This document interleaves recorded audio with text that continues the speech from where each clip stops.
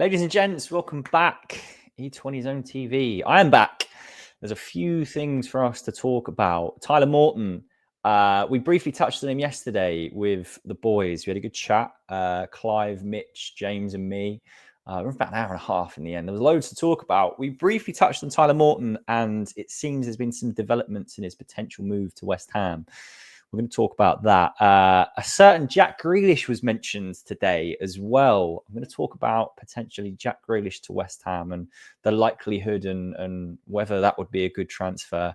And also, there's an E20 Last Man Standing League, which we are launching properly today, which I'm going to give you details on how to join, play, and potentially win a load of money whilst having fun with your E20 community. So loads of good stuff to get through in this video. Not a lot of time. Before we get going, please do hit like on the video. Please do subscribe.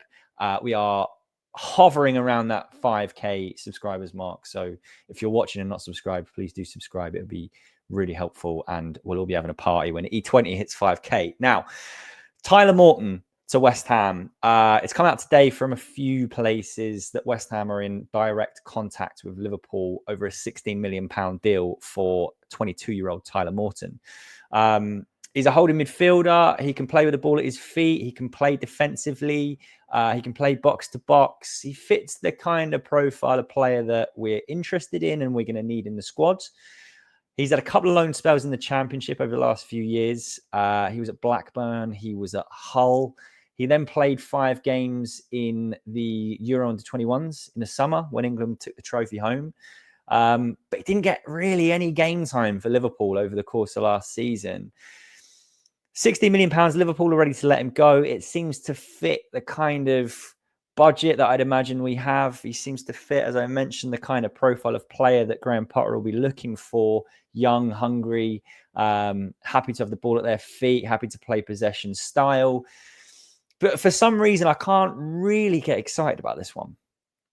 It feels like this is a crunch season for one of our own, which is Freddie Potts. And everything I've just described there sounds a real lot similar to Freddie Potts. He's at a very, very important stage of his career, similar kind of age, similar kind of profile of player. I believe they're slightly different in the way they play. I'm not an expert in the two players. I haven't watched an awful lot of Tyler Morton. What I've seen, I've liked. And what I've seen in Freddie Potts, I've liked. But for me, he's a player with a lot of potential.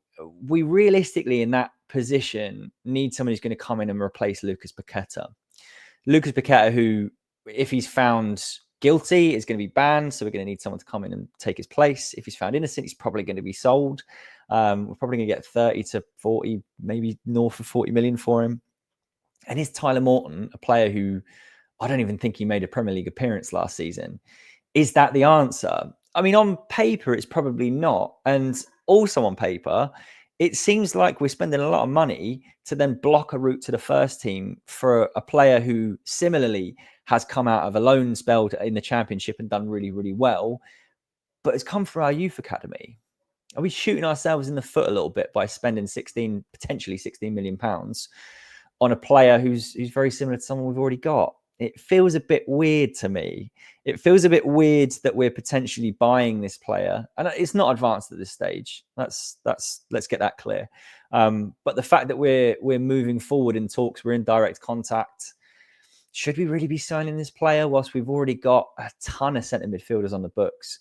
We got the likes of Irving, Rodriguez, potentially Alvarez, and potentially Paqueta, who all could move on this summer. All of whom are still in pre-season at the club. You then add in Souček and James Ward-Prowse, who are going to be there. You add in Orford and Potts. That's like 8 players you can play in centre midfield, and there's 2 spots. Do we need to add a 9th before we sell some of these players? My thoughts are probably not. I would hold off on this if it's me. I'm not sure. Yeah, it's hard for me to get excited about this when I think everyone saw the interview Freddie Potts gave the other day that looked really exciting and looked like, we've got one of our own. This guy could be the next Mark Noble kind of player that we have at the club. Someone who is local, born and raised, loves the club, is desperate to play for West Ham. The kind of centre midfielder who'll be happy with the ball at his feet, be happy to get stuck into a tackle and will give everything for the club. I think in a season where there's not going to be much to get excited about, Freddie Potts could be something to get excited about. I don't think he's the answer to all of our problems, but give us some kind of hope, West Ham, is what I'd say. So look, Tyler Morton, it's advancing. Let me know what you think on that in the comments. Anyone who's watched him a lot more, let me know what you think about him as a player. I'm not an expert. I look at it on paper. I'm not against it, but it's not getting me excited at this stage. Moving on to someone who would get me excited is Jack Grealish. Now, if you haven't seen, a certain Graham Bailey has linked us with Jack Grealish and said Graham Potter's interested in signing the player. Now, take this with a huge pinch of salt. Graham Bailey has been wrong a lot of times. He likes to jump the gun on stuff. I think he jumped the gun on Lopetegui getting sacked. I think he's been wrong quite a few times about West Ham. So don't take this as gospel. But it's the first time that I've seen us properly linked with Jack Grealish. And maybe there's something to it. Maybe there's not. You look at the player, I think he's absolutely perfect for what we need. Not only would he be a great replacement for Mohamed Kudus, he's someone who would love to get on the ball. He'd love to drop into pockets of space. He'd fit Graham Potter's box midfield really, really well. I've said before, I got no idea what formation Graham Potter's actually going to go with next season. Historically, he's like the 3-4-2-1 with a box midfield, two deeper centre midfielders who will get forward and get back, and two 10s who will be quite versatile and quite fluid in the way that they'll play. We know that the only player out of those four positions, if that is the formation he goes for, will be Jarrod Bowen. He's the only one who's guaranteed to start there. He'll be the right-sided 10. We need a left-sided 10 who can get on the ball and make stuff happen. We know Jarrod Bowen's best with the ball at his feet driving at someone. He's best running in behind. He's best cutting in from the right-hand side. That's all well and good. We need someone who's a bit more creative, someone who's a bit better at either picking the ball up and playing a cute pass, who's going to work well with Diouf, who I think is going to be a flying wing back and is going to be someone to get excited about next season. Could have played there, didn't really work. Paqueta's played there, not really worked. Soler's played there, he didn't really work anywhere. So we need someone in that position who's going to provide some level of creativity. And I think Grealish would be perfect for us. That being said, he's on like 300 grand plus, 300k plus a week is what he's on.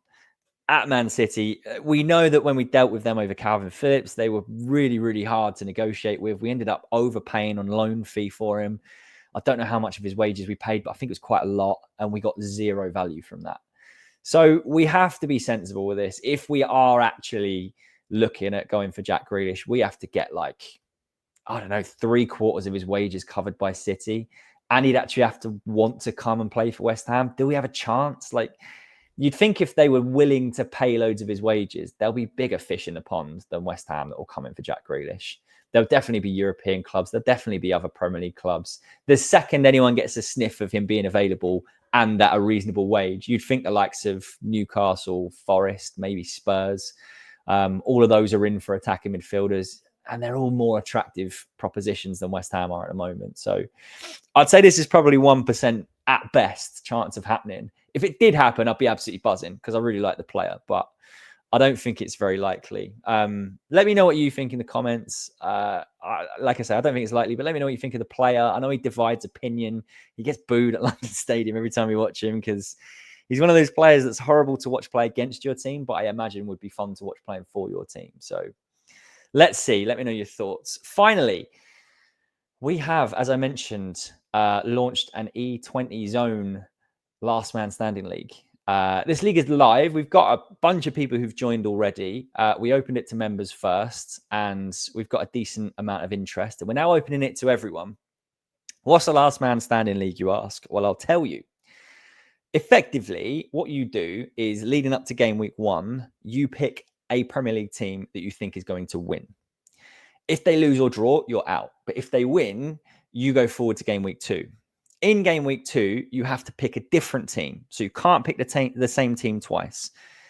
Again, the same rules apply. If they lose or draw, you're out. If they win, you go through to game week 3. We repeat that process until, let's say we have 50 people that have joined, until it's whittled down week by week, and we have a last man or woman standing. That last man standing will win a cash prize. The more people that join, the bigger the prize. How we operate in the league? Basically, we've got a WhatsApp group, and James will leave the link to the WhatsApp group in the comments or in the description or somewhere. Join the WhatsApp group. It's £10 to enter. There's instructions in the description of the WhatsApp group as to how to enter. So jump in, look at the description. There's instructions on where to pay, how to pay, and then just let us know that you've paid and that you're in, and we'll add you to the spreadsheet. Basically, I've got a spreadsheet that has all the entrants, and we'll document like who's picked who, etc., etc. And then just wait. Like, we will open predictions and encourage and ask you to predict and make your pick whatever team you think is going to win. You'll do well if you pick Sunderland, I'd say. Basically, you just put your name and the team in the group, and I'll jot down who you've picked, and then I'll eliminate everyone who got it wrong. Friends and family welcome as well. As I mentioned, the more people that are in, the bigger the prize pot. So we're happy to have anybody enter that wants to pay £10 to enter. And effectively, we've done this for a couple of reasons.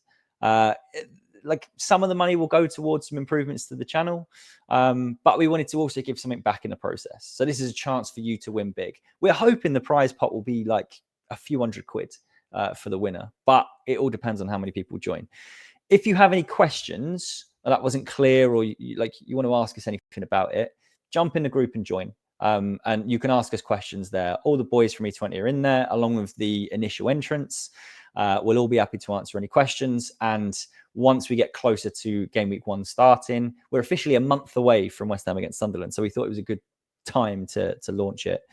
But once we get closer, I'll leave instructions in the group. It'll be really clear on how you predict who's going to win and how you play. And I'll make it really simple for you. So yeah, let us know if you've got any questions. Thanks again for watching. Let us know in the comments any thoughts about Tyler Morton, any thoughts about Jack Grealish. And yeah, we'll see you again in the next one.